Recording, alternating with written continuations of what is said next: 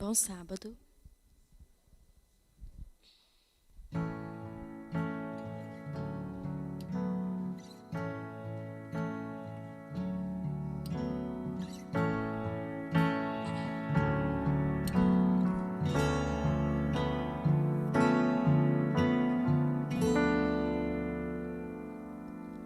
Se você tivesse um reino, o mais forte e poderoso, fosse dono do universo, coroado de poder, deixaria sua glória, o seu cetro e o seu trono, pra viver como um humano, uma vida tão comum.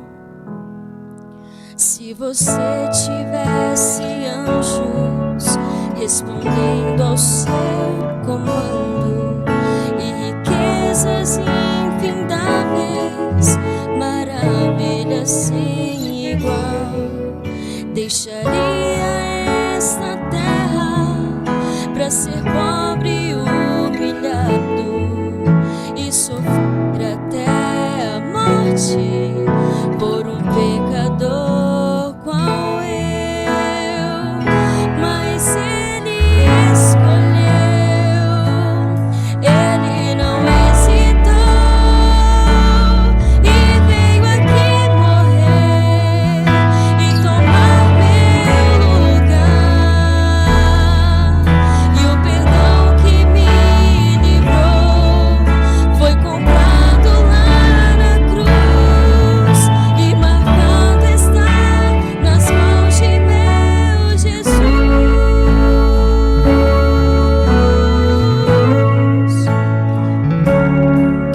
O valor dessa grandeza é maior que o universo.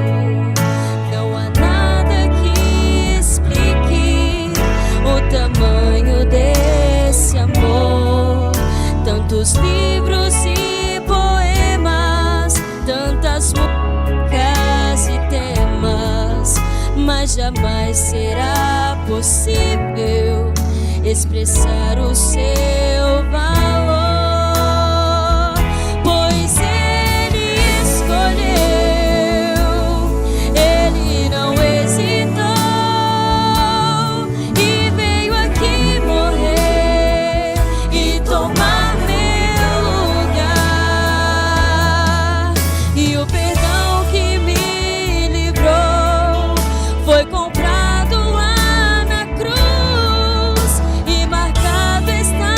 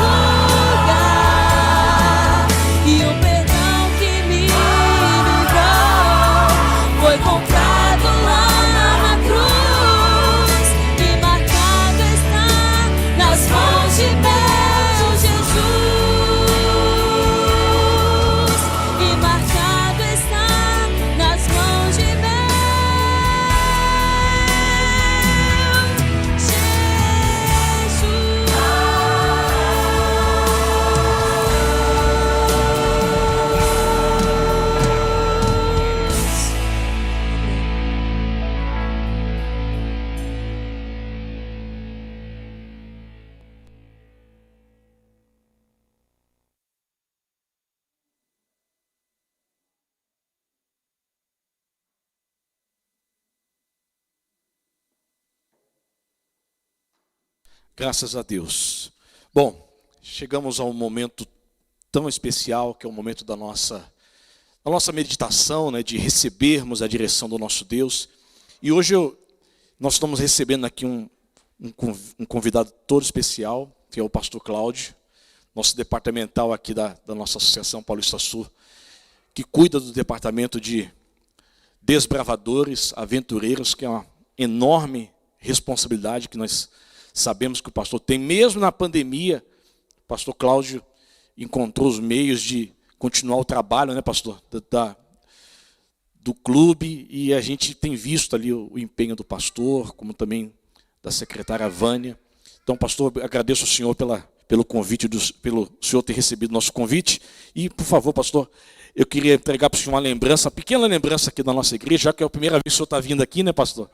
Quando me falaram que o senhor nunca tinha vindo, eu falei, não, é um pecado o pastor não ter vindo aqui no Parque Fernanda. Então, que Deus abençoe o senhor. Agradeço muito pelo senhor ter aceitado nosso convite. O senhor pode deixar aqui, não precisa abrir agora para não atrasar o sermão do senhor. Uau!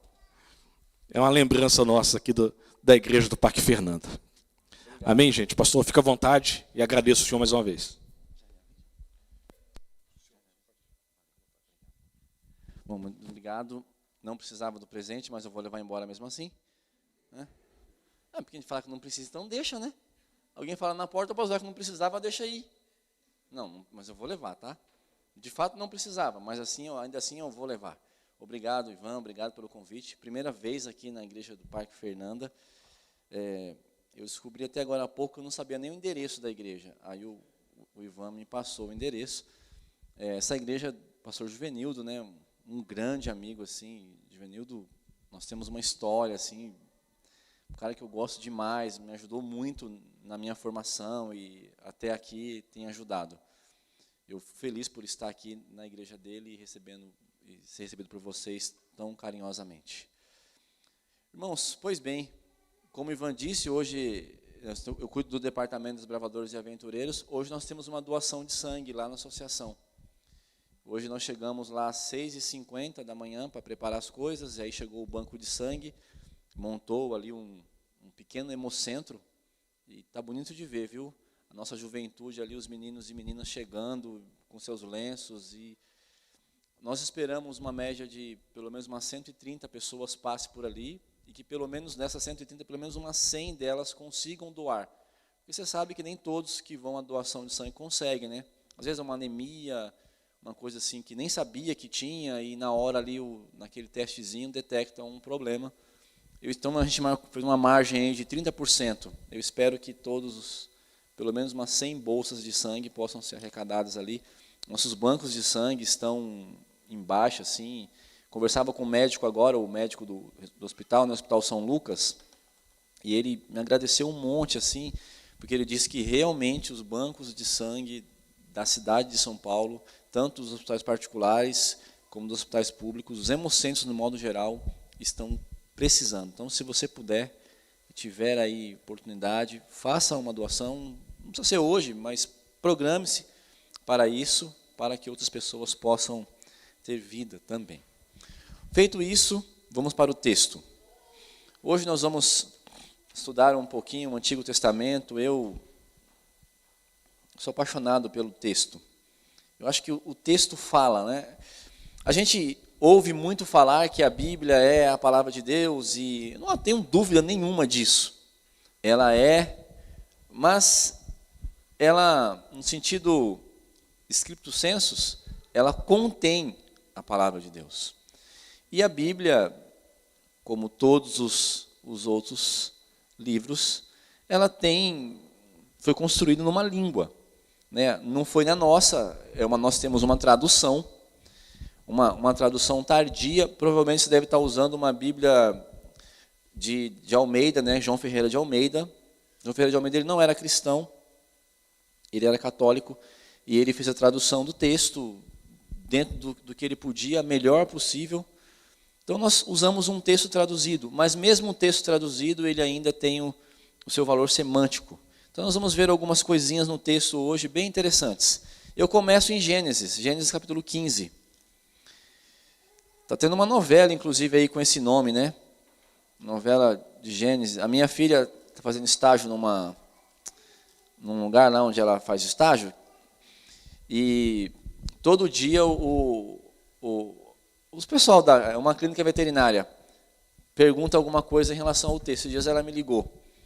E ela ligou e falou assim: pai, Jacó, ele não tinha ele não gostava, não era mais da Raquel? É, filha. Ah, não, tá bom, ele desligou o telefone. E aí as pessoas lá no consultório perguntando para ela: mas por que você ligou para o seu pai? Eu falei: meu pai é pastor. Eu tenho alguma dúvida, eu ligo para ele. E eles estão fazendo um estudo bíblico. Agora ela começou um estudo bíblico com eles sobre Gênesis. Aí ela, por causa que a novela romantiza, lógico, é uma obra de ficção. Não espere achar na novela tudo tem no texto bíblico, até porque não dá para fazer, né? Precisa de enredo. E aí ela está dando estudo bíblico com base no Gênesis. E a gente fica pensando, às vezes nós temos uma compreensão da Bíblia como da ficção. A gente entende Bíblia como a gente entende de ficção. E a gente sabe que a ficção é só uma mera representação bem tosca da realidade, que tem o seu valor didático, lógico.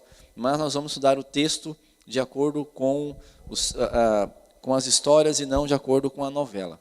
Estou dizendo isso, irmãos, porque eu fui pregar numa igreja um dia desses, e eu falando de Apocalipse, das duas testemunhas, né? O Antigo e o Novo Testamento. E uma irmã perguntou assim: pastor, mas na televisão falou que as duas testemunhas é Moisés e Elias. Eu falei: aonde, irmã? Todo inocente, né? Aonde? Sei que era, não sei lá, algum DVD da igreja, alguma coisa assim. Na novela. Tinha uma novela Apocalipse da Record, né? Que acabou já. E eu falei: as duas testemunhas, irmã, é o Antigo e o Novo Testamento, tá? Ah, mas lá falou que era Moisés e Elias. Falei: então está errado. Era só uma visão de ver, um jeito de ver o texto. Então nós vamos estudar o Gênesis de acordo com a Bíblia, não com a novela. Gênesis 15, verso 12. Ao pôr do sol caiu profundo sono em Abraão, e grande pavor e cerradas trevas o acometeram. Bom, você conhece a história. Abraão foi chamado por Deus no capítulo 12. Capítulo 12, Deus chama Abraão para uma missão. Se você ler o capítulo 11, vai ver uma coisa bem interessante. Quando fala dos descendentes de Sem, dos filhos de Noé, fala que Deus, em algum momento, chamou Terá para sair da sua terra. O verso 31, no capítulo 11, diz assim: tomou Terá a Abraão, seu filho, a Ló, filho de Harã, filho de seu filho, e a Sarai, sua nora, mulher de seu filho Abraão, e saiu com eles de Ur dos caldeus, para ir à terra de Canaã. E foram até Harã, onde ficaram. Em algum momento, Deus chamou Terá para sair da sua terra, da sua parentela, e ir para Canaã. Não sabemos porquê, a Bíblia não conta a história. Terá parou no caminho e ficou em Harã. E aí então Deus surge de novo no texto, chamando Abraão, e não mais Terá. E aí ele chama Abraão para sair da sua terra, da sua parentela, e ir para uma terra que eu te mostrarei. Né? E Deus seria com ele e tal. Então Abraão sai rumo ao desconhecido, ele vai para Canaã, ele sai de Ur e vai, ele fez uma pausa em Harã com sua família, e agora ele deixa seu pai e segue. E aí capítulo 15 de Gênesis, Deus vai estabelecer, vai confirmar uma aliança com Abraão. E ele diz que ao pôr do sol caiu profundo sono sobre Abraão, e grande pavor e cerradas trevas o acometeram. Então lhe foi dito: sabe, com certeza a tua posteridade será peregrina em terra alheia, e será reduzida à escravidão, e será afligida por 400 anos. Mas também eu julgarei a gente que te sujeitar, e depois sairão com grandes riquezas, e tu irás para o teu pai, para os teus pais, em paz. Será sepultado em ditosa velhice. Na 4ª geração tornarão para cá, porque não se encheu a medida de iniquidade dos amorreus. Deus estabelece uma aliança com Abraão e fala: olha, você vai para os teus pais, você vai morrer, vai ser sepultado em ditosa velhice, a tua descendência será peregrina, será reduzida à escravidão, mas eu vou sujeitar as pessoas que fizeram isso com eles. Ou seja, eu vou cuidar de você, eu vou cuidar da tua descendência. A promessa se referia para dias muito distantes, para 400 anos. Mas Deus está prometendo para Abraão uma promessa, Deus está reestabelecendo, está colocando em pé uma aliança. E o verso 17 e 18 diz o que vai acontecer com quem não cumprir a aliança. E sucedeu que, posto o sol, houve densas trevas. E eis que um fogareiro fumegante e uma tocha de fogo que passou entre aqueles pedaços. Naquele mesmo dia o Senhor fez aliança com Abraão, dizendo: a tua descendência dessa terra, desde o Egito até o grande rio Eufrates. Primeira coisa que esses pedaços que se refere é os pedaços do animal que era partido numa aliança. Quando você estabelecia uma aliança, a expressão para aliança karat berit, é cortar uma aliança. Essa é a ideia. Deus corta uma aliança e aqui com Abraão ele está requima, colocando de pé essa aliança. Aí o animal é cortado de novo, um animal, uma ovelha, um bezerro, depende de quem faz a aliança, corta o animal no meio, em direção assim da cabeça para a cauda, e fica uma banda para cada lado. E aí a pessoa que faz a aliança, o garantidor da aliança passa no meio. Diz assim, a ideia é mais ou menos assim: que aconteça comigo o que aconteceu com esse animal, que eu seja partido no meio, ou seja, que eu morra, se eu não cumprir a minha parte da aliança. É assim que estabelecia uma aliança no Antigo Testamento. Da expressão de karat. Karat é cortar. Nós traduzimos por estabelecer, confirmar, mas a expressão original é cortar uma aliança, porque o animal era partido de cumprido. Então Deus corta uma aliança com Abraão e ele é a garantia. Falou, olha, porque Abraão nem viver 400 anos, obviamente. Então, se eu não cumprir a minha parte, que eu seja cortado ao meio como esse animal. Então, ele estabelece uma aliança com Abraão e ele faz umas promessas para Abraão. Ele promete que a descendência de Abraão sairia do Egito e ele daria até o Eufrates. Do Egito até o grande rio Eufrates seria a porção de Abraão. Ele diz mais, ele entregaria na mão de Abraão, dos seus descendentes, o Quenezeu, o Queneu, o Cadmoreu, o Eteu, o Zebuseu, o Fariseu, o Amoreu, o Cananeu, o Gigazeu e o Zebuseu.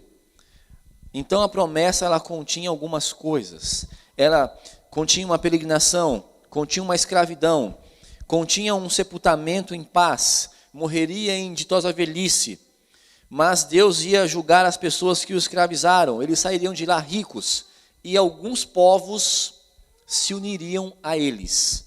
Essa era a promessa. Foi isso que foi estabelecido com Abraão, 400 anos antes. Agora, vamos lá para Números. Livro de Números. O que acontece? Bom, a história, de maneira bem resumida, eles vão para o Egito, ali José é o primeiro, depois falamos de José na lição aqui hoje, né? José vai primeiro, depois sua família desce com ele, Jacó vive no Egito e a família de Jacó cresce no Egito, e aí levanta-se um faraó que não conheceu José, escraviza o povo e agora eles são escravos no Egito. Deus suscita um libertador, Moisés é o seu nome, e ele vai ao Egito para libertar o povo. Ele é o libertador. E agora então o povo sai do Egito. Capítulo 15 de Êxodo tem ali a travessia do Mar Vermelho. O mar se abre de maneira miraculosa. O faraó é tragado pelas águas. O seu povo ali, os seus cavalos e cavaleiros, todos morrem. Capítulo 16 de Êxodo. Do outro lado ali tem o cântico de Moisés e do Cordeiro, onde Miriam louva a Deus ali com cânticos. Deus leva o povo para o Sinai, estabelece as leis, né? Os mandamentos são dados no livro do Êxodo. E aí então ele recebe toda a instrução de santuário. Deus quer morar com o seu povo. Vou morar com vocês. Vocês estão morando em barracas. Está todo mundo acampado aí, cada um tem uma barraca. Faz uma para mim também. Êxodo 25 fala, me farão um santuário, me farão um tabernáculo, uma tenda, para que eu possa morar no meio de vocês. Deus então vem morar com o povo, ele quer estabelecer relacionamento. E aí então eles caminham até o Jordão, pega o caminho mais longo, chega as margens do Jordão. Além do Jordão está a terra de Canaã. Era necessário agora transpor o rio e tomar posse da herança. Estamos no livro de Números. Chegou a hora de cumprir a promessa que Deus fez lá no passado, que a tua descendência entregarei essa terra. Ele daria aquela terra para os descendentes de Abraão. E assim é feito. Números 13, é hora então de enviar os espias. Vamos dar uma olhadinha ali.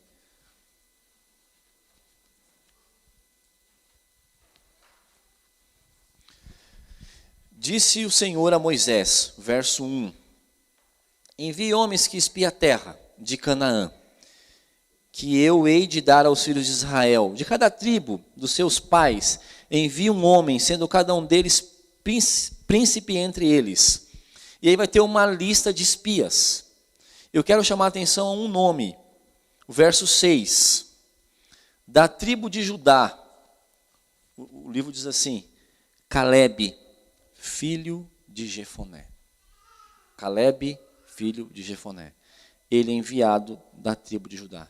Curioso é que Calebe, segundo o texto, ele é um príncipe em Judá. Ele é o príncipe da tribo de Judá. Por que eu estou dizendo isso? Vamos, senhor, rapidinho, deixa marcado aqui, vamos dar uma olhadinha ali em Josué, capítulo 13, só para a gente ver uma coisinha bem rapidinho ali. Deixa marcadinho ali no Números. Só para você ver quem era Calebe, quem era Jefoné, né, o seu pai. Calebe era filho de Jefoné, perdão, é capítulo 14, é Josué 14. Só vou ler o começo do verso. Chegaram os filhos de Judá a Josué em Gilgal, e Calebe, filho de Jefoné, o quenezeu, lhe disse. É só isso que eu queria que vocês entendessem, que ele é um quenezeu. Calebe, um príncipe de Judá, de uma das principais tribos de Israel, era um estrangeiro.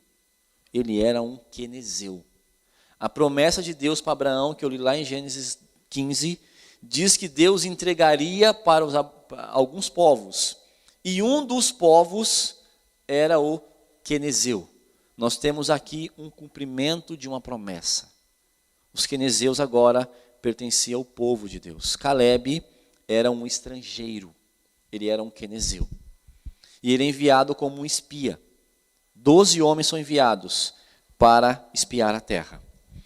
A palavra espiar, na língua hebraica, na língua bíblica, há duas possíveis palavras. Hagal e tavar. Tavar é espiar no sentido de matar a curiosidade. Tavar seria espiar pela fresta, olhar pelo buraco da fechadura, ouvir atrás da porta. Isso seria tavar, espiar para matar a curiosidade. Hagal, que é outra palavra para espiar, seria espiar no sentido militar. Seria procurar uma fraqueza, procurar uma brecha, procurar um ponto vulnerável. Isso é Hagal. Quando o diabo vem, ali no livro de Jó, que Deus vai observar se meu servo Jó, não há ninguém como ele e tal, e ali na descrição que ele fala que ele observou Jó, a expressão que ele usa ali é Hagal. Ele olhou Jó, o diabo olhou para Jó, procurando um ponto falho, procurando um modo de destruí-lo. Essa é a palavra Hagal. E tavar é a palavra de olhar para matar a curiosidade. Você deve imaginar que Deus manda o povo espiar a terra e a palavra é tavar. Olha para matar a curiosidade. Vai lá na terra, dá uma espiada. Mata a curiosidade. Vocês estão todos curiosos. Então vai lá, envia 12 homens, eles dão uma olhadinha e aí vão matar a curiosidade de vocês. E assim é feito.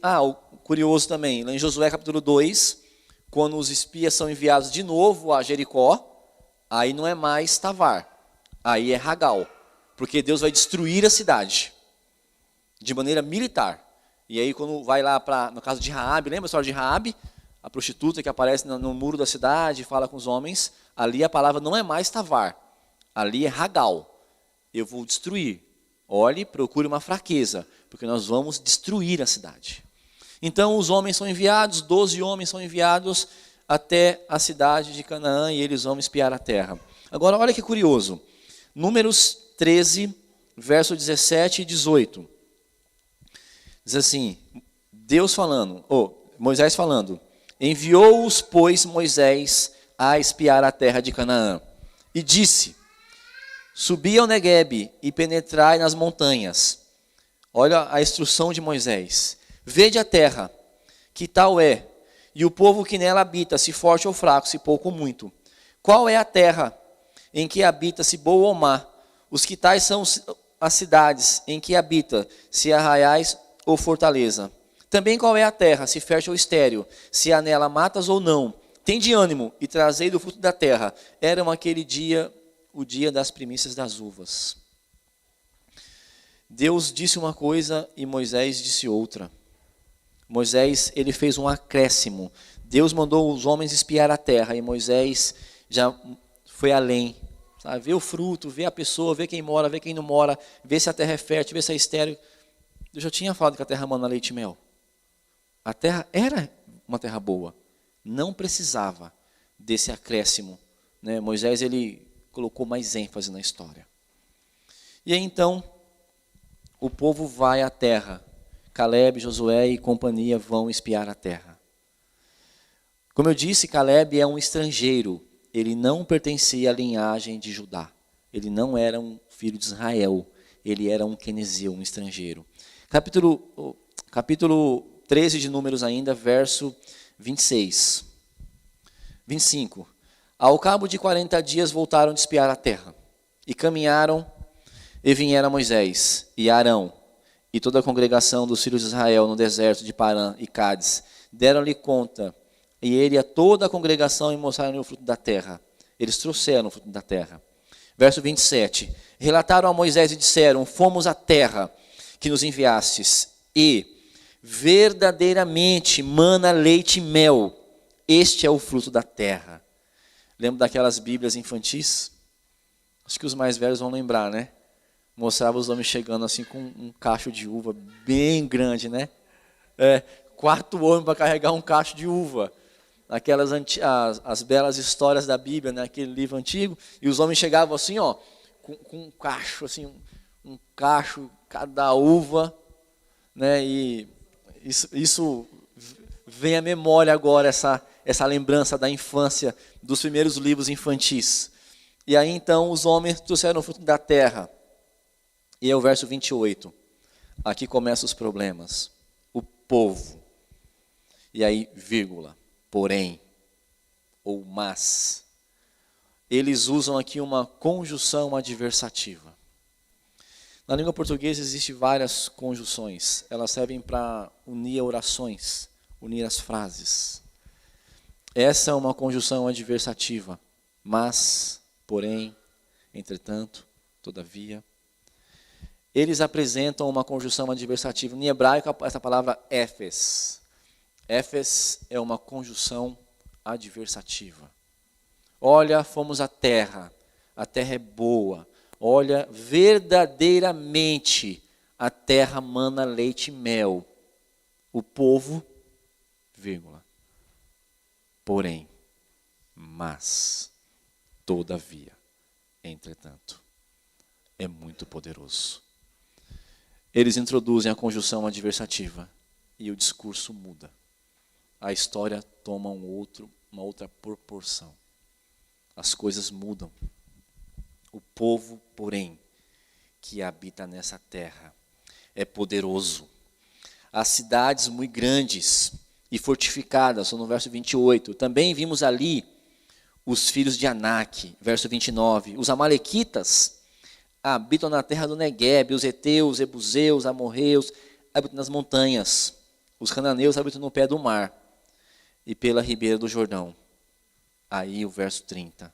Então Caleb fez calar o povo. Alto lá. Espera aí, subamos, subamos, vamos tomar posse da terra, vamos, a terra é nossa, Deus nos prometeu a terra.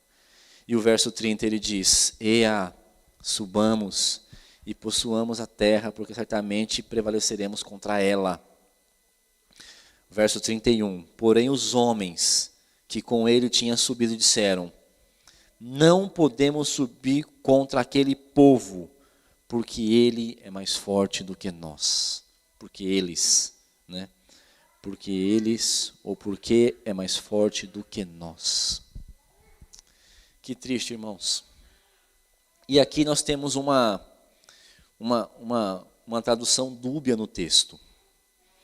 O texto original que aparece a expressão seguinte, Hazak hu mimeno. Hazak hu mimeno, mais forte do que nós. Hazak hu mimeno, mais forte do que nós. Acontece que o sufixo pronominal nu, ele tem duas possíveis traduções. Ele pode ser terceira pessoa, masculino singular, ele, ou pode ser primeira pessoa plural comum, nós. É mais forte do que nós, ou mais forte do que ele. O tradutor escolheu usar a primeira pessoa plural comum. O povo que nela habita, aquele povo de lá, é mais forte do que nós. A pergunta é, havia algum povo que era mais fraco do que eles? Obviamente que não. Eles eram escravos. Viveu a vida inteira como escravo. Saiu da escravidão fazia 2 semanas. Tudo cansado, convalescido. Imagina que frágeis, fisicamente frágeis. Não tinham armas. Ou acha que tiveram tempo de fazer espadas? Acha que escravo anda com a espada na cintura? Eles eram fracos, sim. É evidente que era mais fraco do que nós. Certeza que eram. A questão aqui é, o que nós temos nesse texto, os comentadores do texto dizem que o que há aqui é uma rebelião contra Deus. Então a melhor tradução para esse texto seria terceira pessoa singular simples. O povo que lá habita é mais forte do que ele, se referindo a Deus. E não o povo que lá habita é mais forte do que nós. Isso está na cara que é mais forte do que nós. Não tenham dúvidas. Mas o que nós temos aqui em Números 13 é uma rebelião contra Deus. E não apenas um povo rebelde de dura servir. É um povo que está se rebelando contra Deus.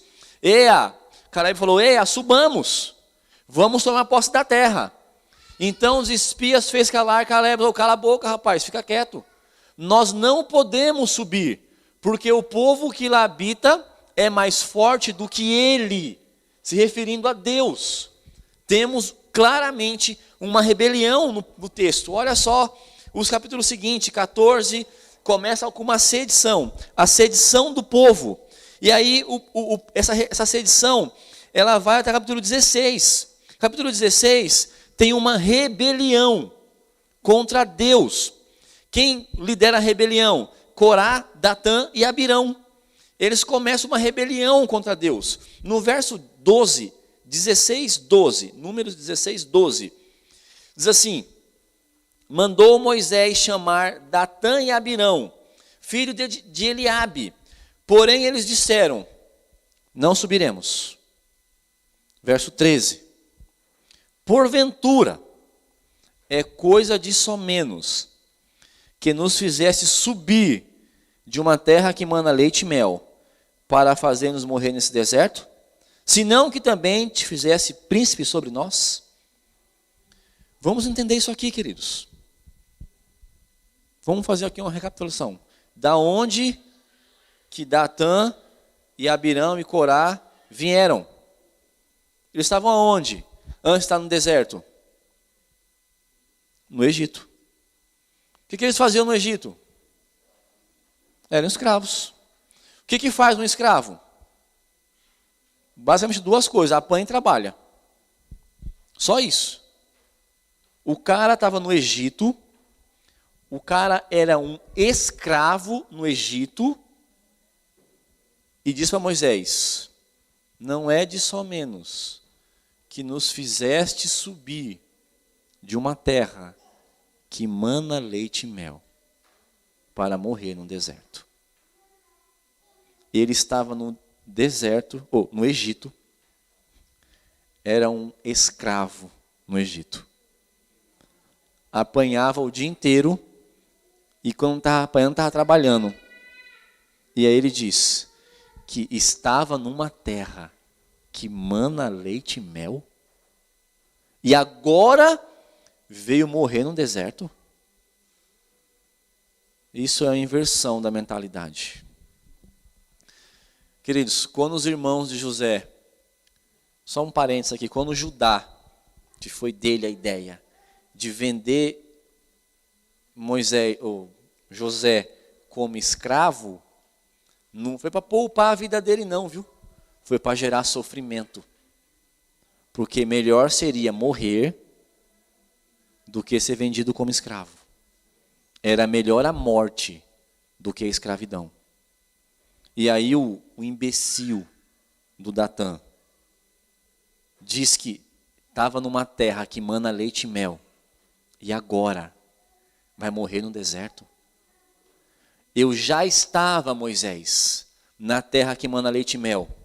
Eu já vivia numa terra boa, e agora você me tirou de lá para me morrer aqui nesse lugar. Olha a inversão da mentalidade. Esse Datã, de fato, ele é um imbecil. E, sim, é muito claro que ele é um imbecil, desprovido de intelecto. Vivia no Egito, era um escravo. Nós assumimos que ele fazia tijolos para as construções do Egito. Ele era um escravo, apanhava e trabalhava o dia inteiro. E agora ele diz, eu estava numa terra que mana leite e mel. A terra que o escraviza é a terra que ele chama de que mana leite e mel. E o que me assusta é que muitos hoje vivem assim.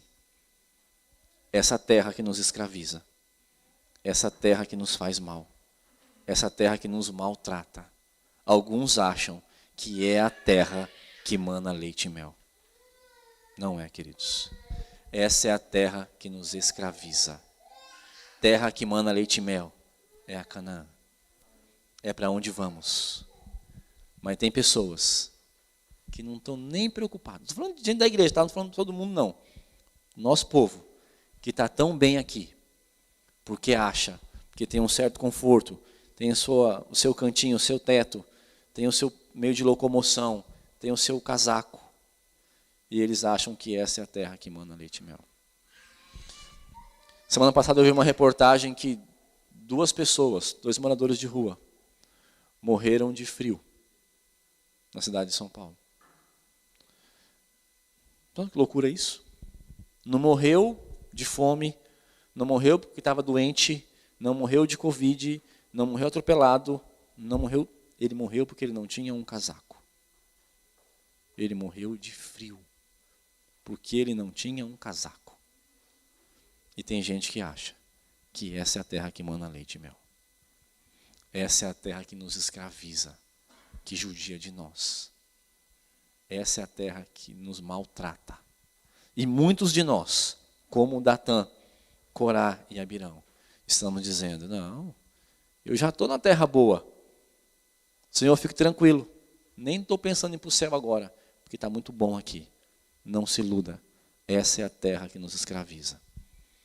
Você vê, Datã e Corá e Abirão, eles estão rebelados contra Deus. A rebelião é contra Deus. Volte até o capítulo 14, uma página para trás.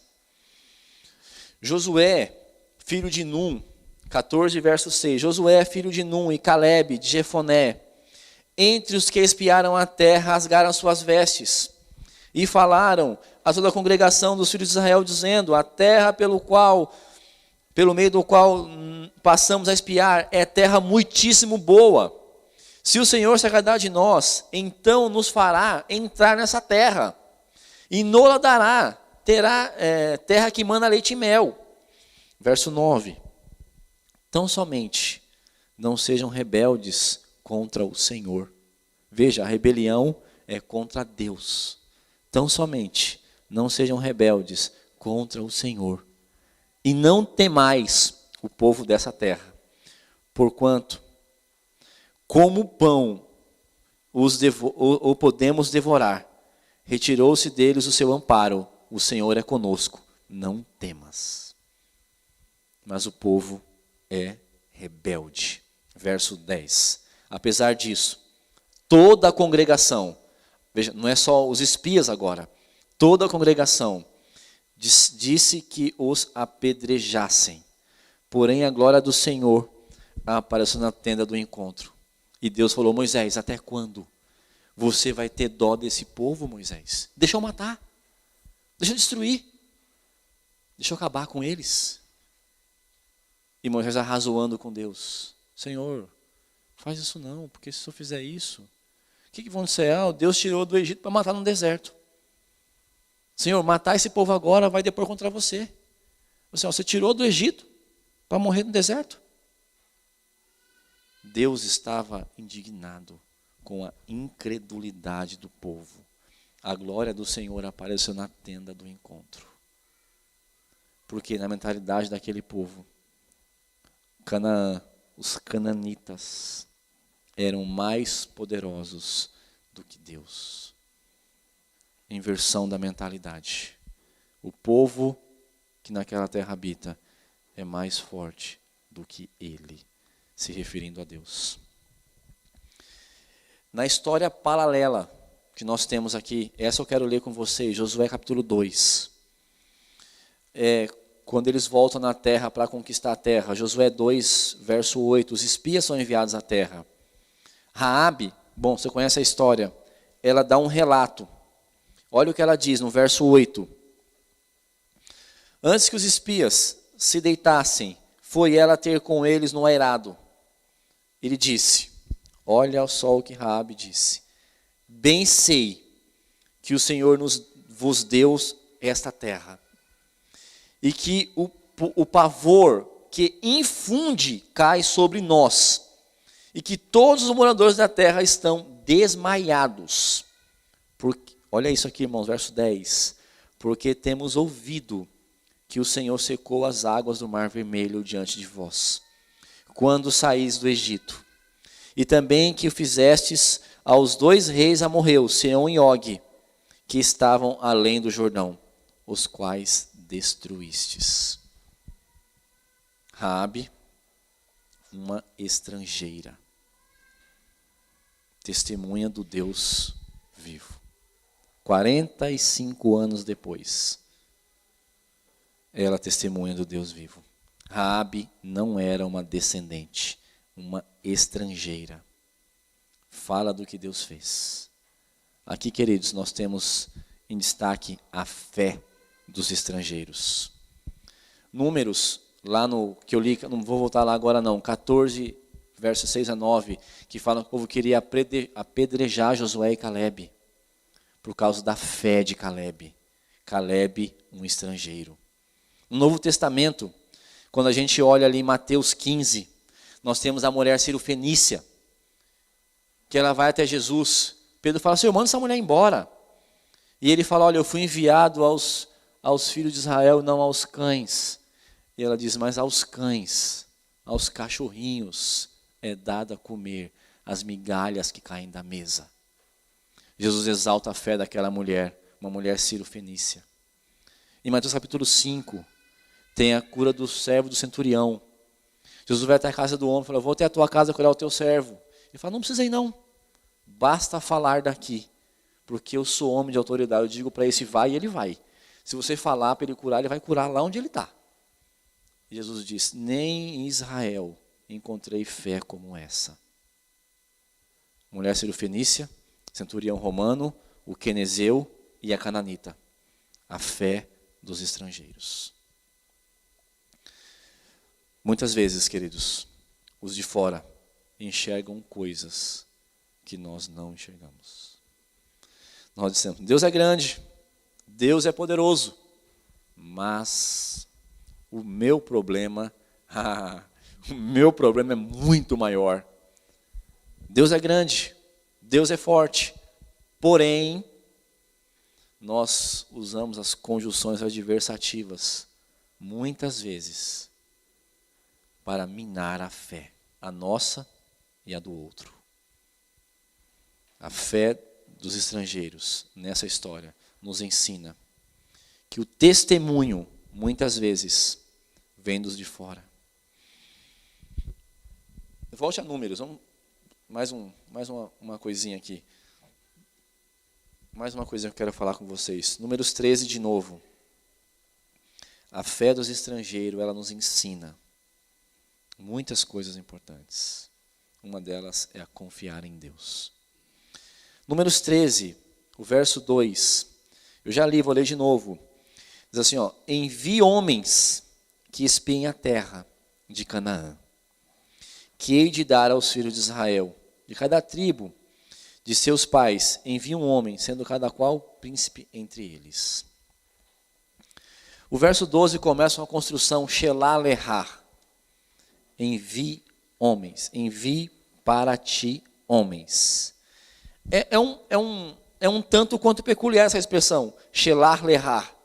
Shelah Lehá seria envie para ti homens que espiem a terra. Deus não diz envie para mim homens que espiem a terra. Ele diz para Moisés, envie para ti homens que espiem a terra. Shelah Lehá, envie para ti. Por que essa construção? Por que para ti? Por que não envie para mim?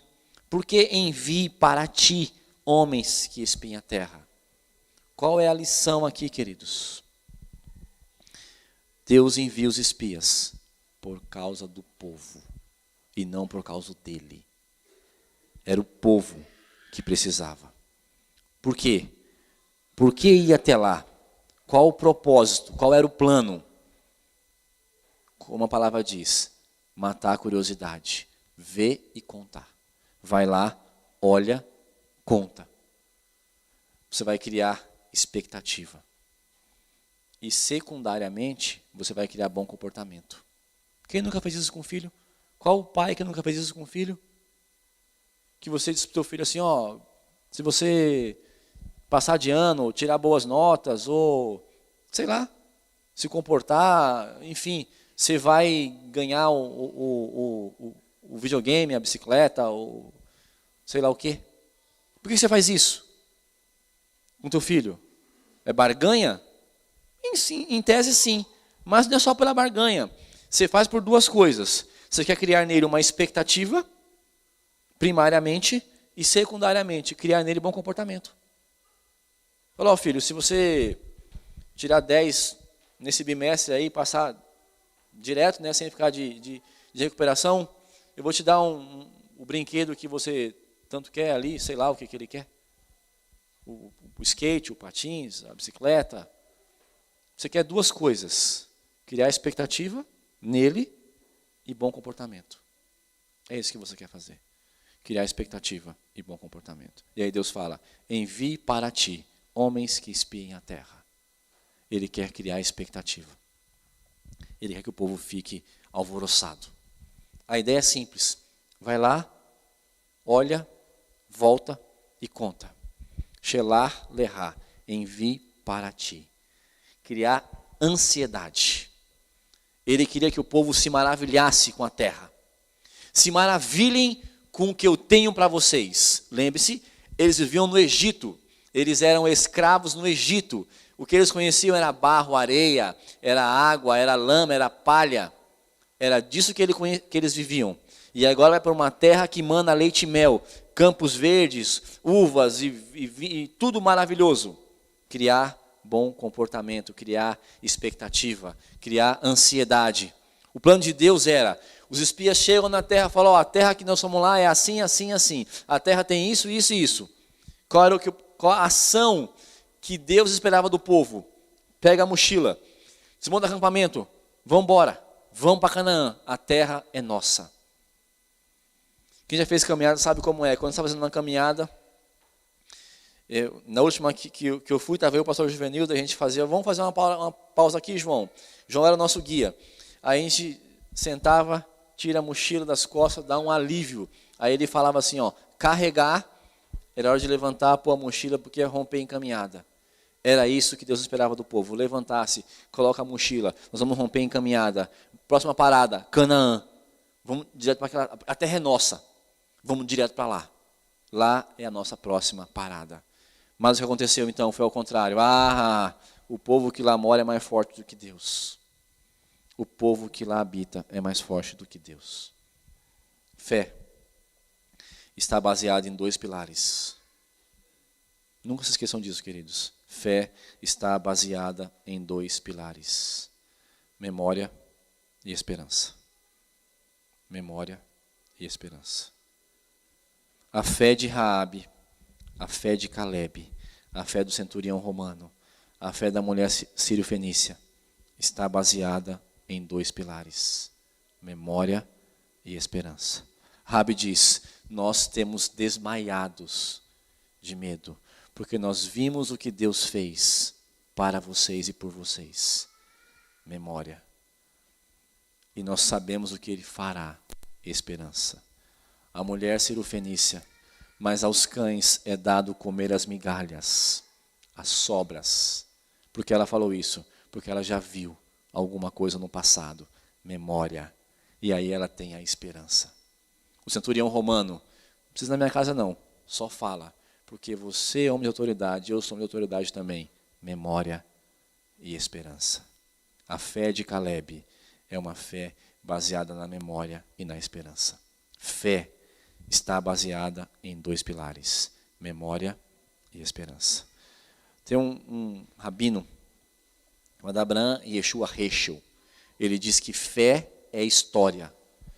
Tem uma escritora norte-americana chamada Ellen White, e ela diz, não temos o que temer quanto ao futuro, a menos que nos esqueçamos do modo como Deus nos conduziu no passado. Quando ela diz, não temos que temer quanto ao futuro, está dizendo da esperança. A menos que nos esqueçamos do que Deus fez por nós no passado. Memória. Fé é memória e é esperança. Quando olhamos os sinais, não temos o que temer. Deus vai cumprir. Mas lembre-se, fé não é só memória, tá? Não é só os sinais. É a esperança, é a expectativa. Ele quer criar em nós expectativa, esperança. Apocalipse 21. E eu já estou caminhando para o fim.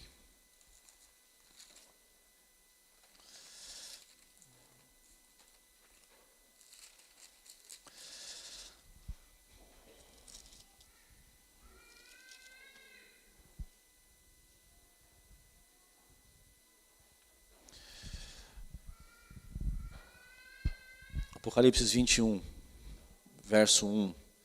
Vi novo céu e nova terra, pois a primeira terra passaram e o mar já não existe. Vi também a cidade santa, Nova Jerusalém, que descia do céu da parte de Deus, ataviada como uma noiva adornada para o seu esposo.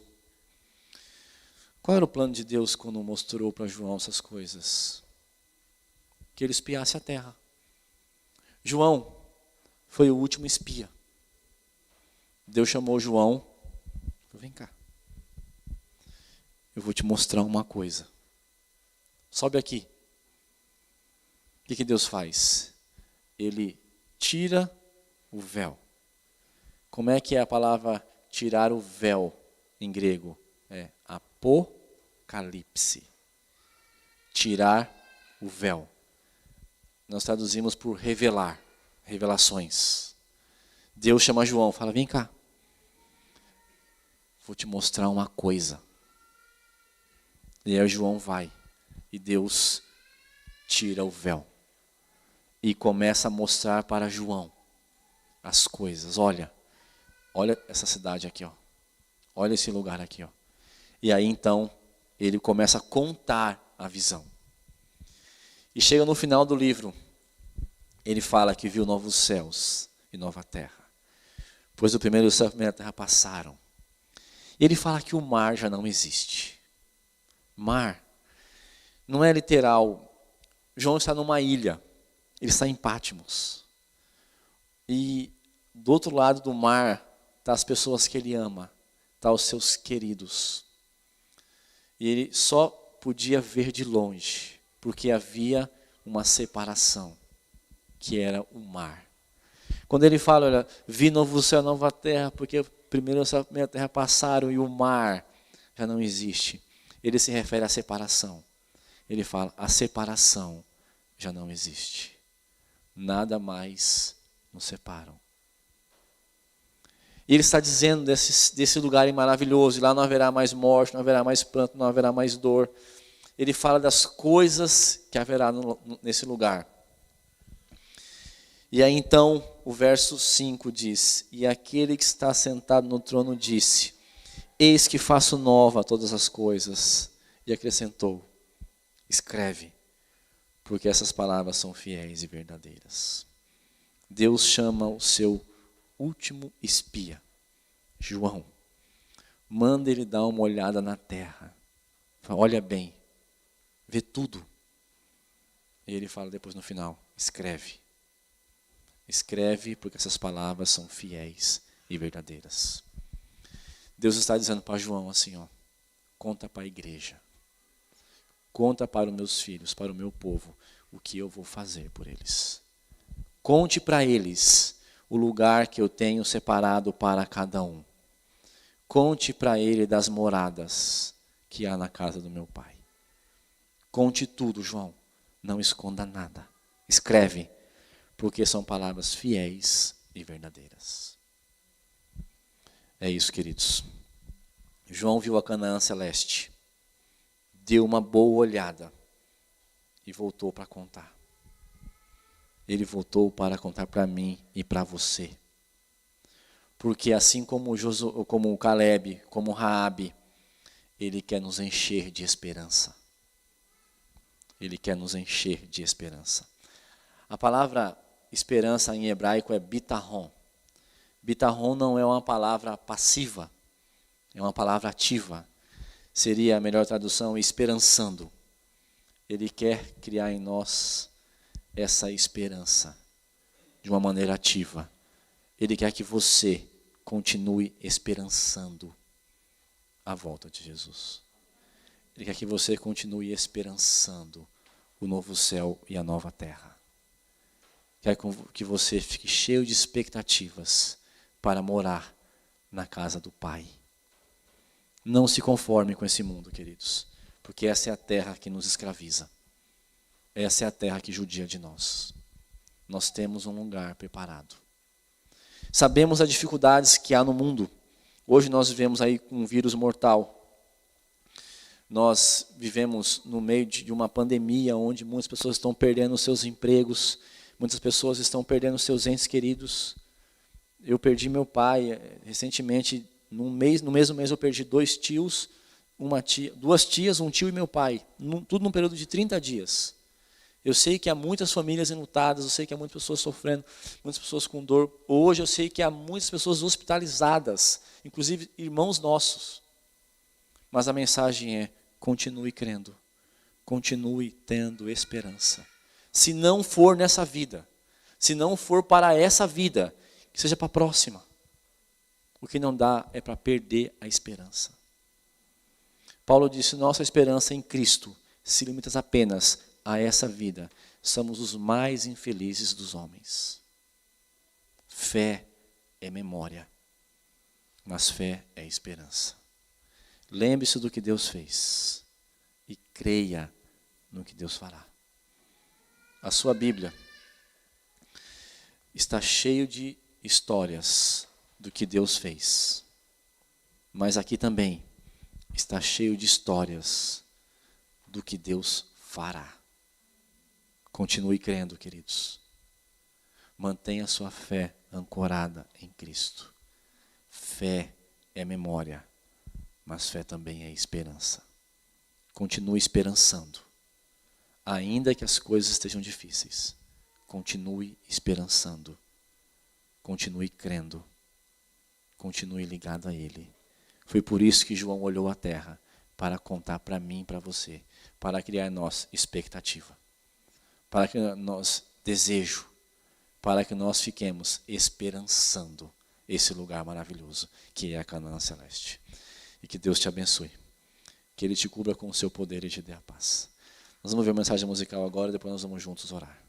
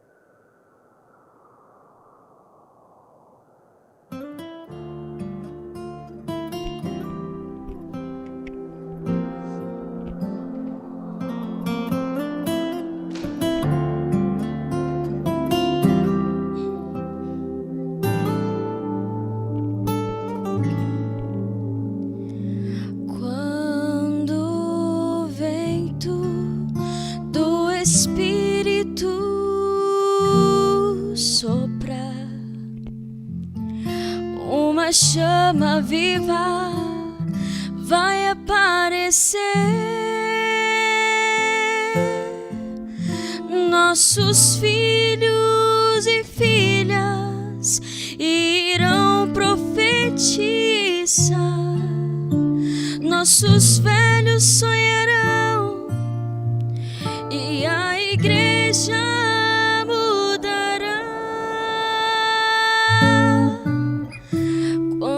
comunhão for a arma principal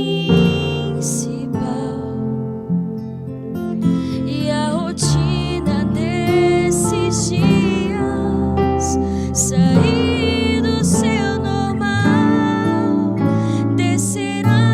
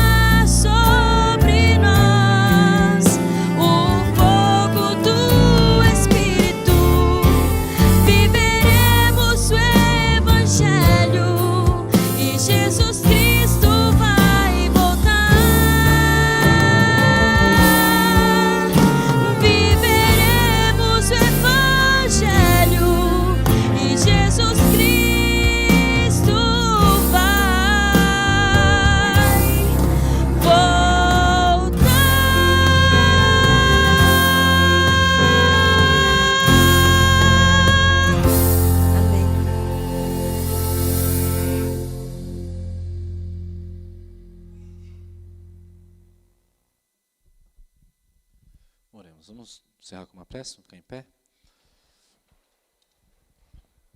Bom Deus, obrigado porque o Senhor tem cuidado de nós. O Senhor tem nos feito andar sobre lugares difíceis nessa vida. Temos que andar de transportes públicos e tantas coisas mais, e nessas ruas, enfim, ó Pai, nós temos que continuar vivendo, e mesmo em meio a uma pandemia, mesmo em meio a tantas coisas, mas nós contamos com o seu cuidado, a sua proteção, e acima de tudo, ó Pai, nós confiamos e esperamos a eternidade ao teu lado, porque a fé, nossa fé, ela tem que nos fazer continuar crendo, continuar esperando, continuar acreditando, mesmo que as coisas sejam difíceis, Pai. Dai-nos o poder de continuar acreditando. Ajuda-nos nesse processo. É o que eu te peço por teu Filho amado. Amém.